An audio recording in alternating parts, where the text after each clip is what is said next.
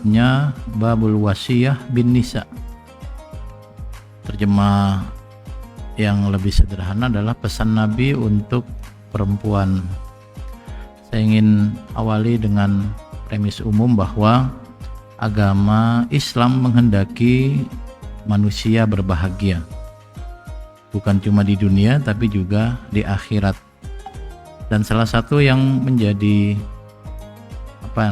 yang kita lihat dengan jelas adalah dalam agama ada kewajiban, dalam agama ada hak. Agama hadir mengatur sehingga semuanya bisa berbahagia. Nah, bab wasiyah bin nisa ini secara zahir, hadis ini atau hadis-hadis yang ada dalam bab ini itu diperuntukkan untuk laki-laki. Jadi ini hadis untuk laki-laki supaya tahu apa yang harus dilakukan terhadap perempuan yang ada di sekitarnya, baik ibunya, anaknya, istrinya, atau siapapun perempuan yang ada di sekitarnya. Nah, ini bukan pesan Nabi untuk perempuan dong. Sebenarnya perempuan juga ingin bahagia dan mereka mengupayakan kebahagiaan itu. Jadi nggak usah disuruh pun perempuan akan berusaha bahagia.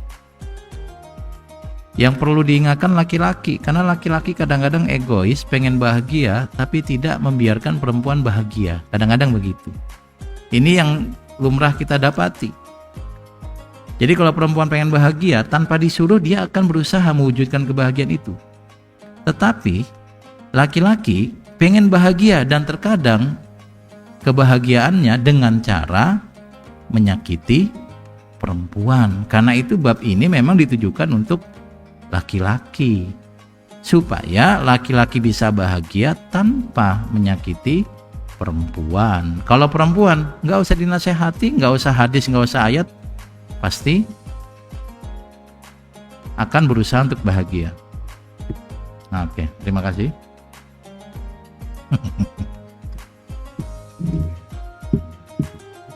Anda gak usah ngiri ya, saya dapat teh. Wah, enak banget Ustaz dapat teh. Ini bukan teh Solo teman-teman, teh Solo 3.000 tuh ada, kalau 5.000 gelas gede ya. Saya ngomong apa ini gara-gara teh ini ketuker-tuker ini Anda itu. Saya ulang lagi ya, ini bagi saya penting. Hadis-hadis yang ada dalam bab ini memang diperuntukkan untuk laki-laki. Ya itu tadi, agama ingin semuanya bahagia, laki dan perempuan. Perempuan akan berusaha mewujudkan kebahagiaannya. Tanpa ada hadis mereka juga melakukan itu. Dan laki-laki juga akan berusaha mewujudkan kebahagiaan. Tetapi sebagian mewujudkan kebahagiaannya dengan cara menyakiti perempuan. Karena itu hadis ini datang. Hasilnya adalah laki-laki bahagia, perempuan bahagia, semuanya bahagia. Maka bab al-wasiyah bin nisa memang hadisnya diperuntukkan pada laki-laki. Kalau perempuan tidak perlu. Baik. Qala Allah Ta'ala, firman Allah, wa'ashiruhunna bil ma'ruf. Perlakukanlah perempuan secara ma'ruf. Ma'ruf itu artinya lumrahnya gimana sih? Teman-teman, ketika Anda menggunakan kata uruf atau ma'ruf, lawannya mungkar, itu bisa jadi satu daerah berbeda dengan daerah yang lain. Anda nggak bisa samakan. Beberapa negara Arab, perempuan itu nggak dikasih akses untuk belajar sebagaimana laki-laki, akses politik sebagaimana laki-laki, tapi menurut mereka itu ma'ruf. Anda nggak bisa samakan dengan Indonesia. Indonesia perempuan melakukan banyak hal. Perang, ada Cut Nyadin. Itu perang loh, perempuan loh, luar biasa itu. Pinter, oh banyak banget orang-orang pinter. Guru besar perempuan banyak sekali. Masalah menjadi pejabat publik banyak, gubernur perempuan, menteri perempuan. Bahkan dulu waktu saya di pesantren tuh ada kalinya panjang. Itu kalau pagi saya nggak tahu mulai jam berapa. Tapi kalau saya kali itu sekitar jam 8 jam 9 tuh ibu-ibu mecahin batu. Jadi ngambil batu besar, lalu ada karet, dijepit karet, pukul prak. Dan batu itu dikumpulin. Nanti jam berapa, mungkin jam 10-11 itu ada yang datang. Kalau satu gerobak dapat 10.000, mungkin 20.000 lah gitu. Zaman dulu besar 20.000 ya. Tapi tiap hari Itu perempuan Indonesia. Kita tuh sudah melakukan kayak gitu. Perempuan tuh sudah sangat menyenangkan, setara dengan laki-laki. Ini bil ma'ruf. Jadi kalau Anda paksakan orang Saudi pakai perempuan Indonesia, mungkin mereka nggak nyaman. Sama kalau model-model Saudi dibawa ke Indonesia, perempuan kita nggak nyaman. Perempuan kita bisa beraktivitas, bisa ngape juga. Perempuan ada ngape, tahu ngafe.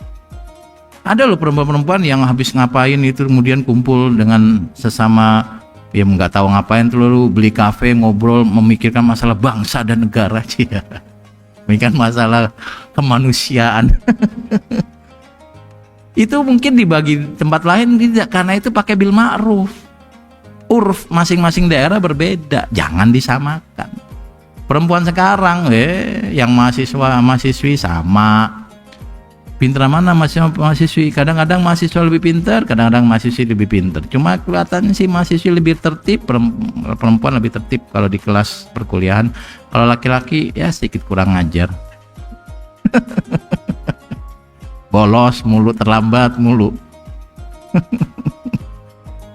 Tapi pergaulah dengan baik, dengan ma'ruf sesuai kebiasaan.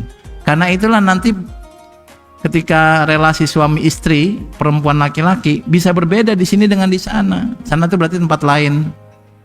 Maksudnya Pak, di sini kan Tangsel beda dengan Bekasi. Bekasi masih satu negara.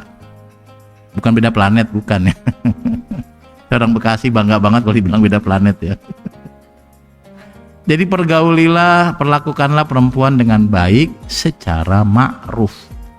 Berarti standarnya dikembalikan pada ya masing-masing tradisi.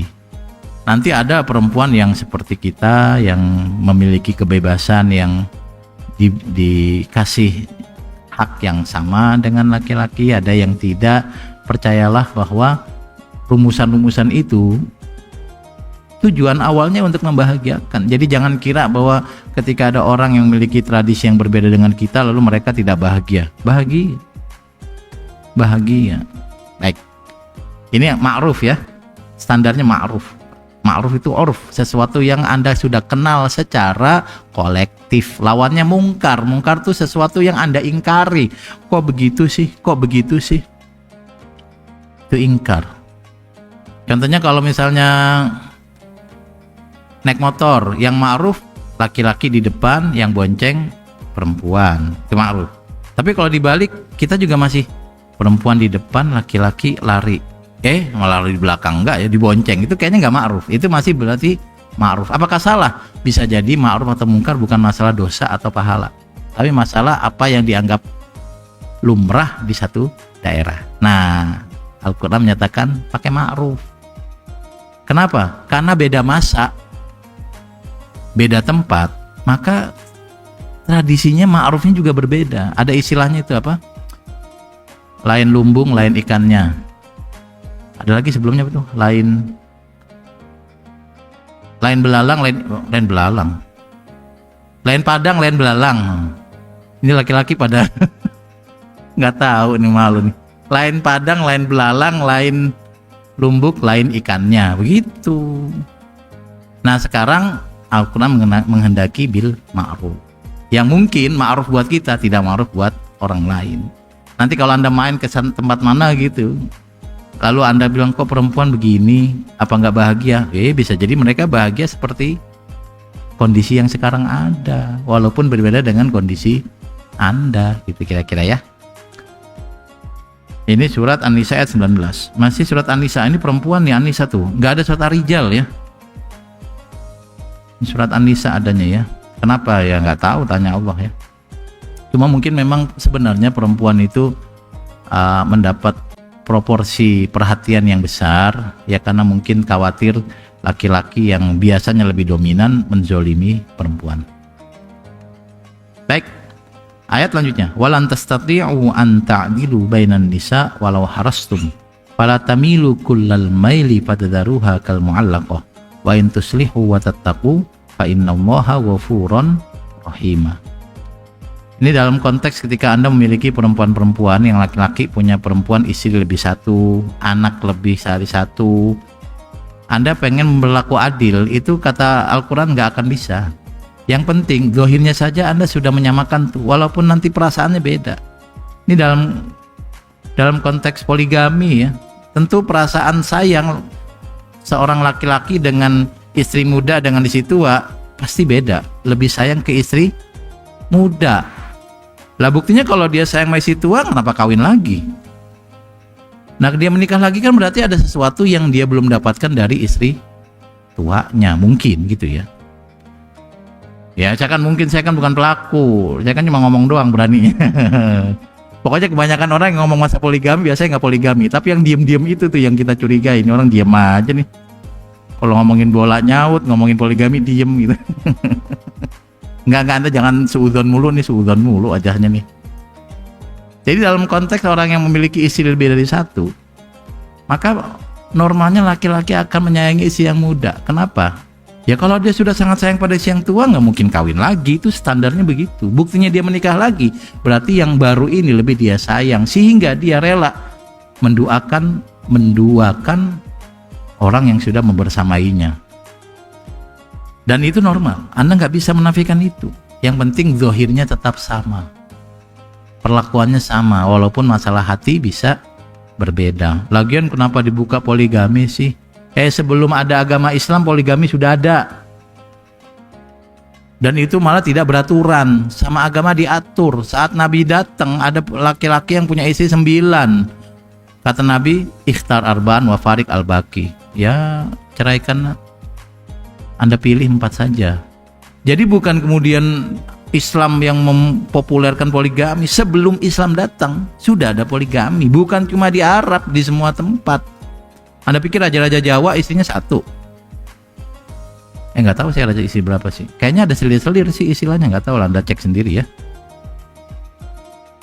Maka agama mengatur supaya kalau ketika terjadi poligami tetap bahagia. Nah, agama menghendaki perlakuan zahirnya yang sama walaupun hati tidak akan sama. Ya. Fala tamilu kullal mail. Jangan berlebihan lah suka pada yang satu. Ini kalau konteksnya istri lebih dari satu. Tapi kalau konteksnya punya anak juga sama. Punya anak. Kenapa kalau laki-laki nggak pakai ayat begini? Ya kalau Anda punya anak laki-laki lalu yang satu dibedakan, laki-laki itu secara mental lebih kuat. Anda itu pakai misalnya ya pakai baju lalu ketemu orang bajunya sama, Anda nggak merasa malu, malah bangga, lalu jadi teman karib, lalu jadi. Loh kalau perempuan malu kayak gitu. Emang begitu? Kayaknya sih.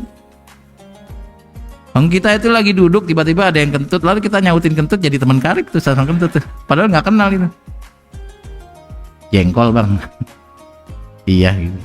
Kalau perempuan kalau kadang kentut malu itu, dan dia mungkin bisa langsung down. Misalnya ya, kayak nggak tahu ya. Maka ketika laki-laki secara mental lebih kuat untuk masalah kayak gitu, perempuan mungkin lebih sensitif. Ya ini karakter yang Allah kehendaki jangan sampai kemudian menciptakan ketidaknyamanan, ketidakbahagiaan. Kalau laki-laki lebih cuek nih. Saya tuh ingat banget dulu kalau sekolah itu, karena sekolah di pesantren, jadi kita pakai sepatu, nggak pakai kaos kaki gitu ya. Nggak ada masalah itu. Dan baju juga kadang-kadang pakai baju itu nggak diganti-ganti gitu ya. Saya nggak tahu kalau perempuan, tapi laki-laki seperti itu. Dan ketika mau ujian disuruh wajib pakai kaos kaki, bingung. Akhirnya kita nyari kaos kutang, digunting, disobek, dijahit, taruh di kaki kanan. Teman yang kaki kiri asal ada pemeriksaan mau masuk kelas pakai kaos kaki, pakai Pak, tunjukin, saya buka yang kanan doang, yang kiri nggak diperiksa.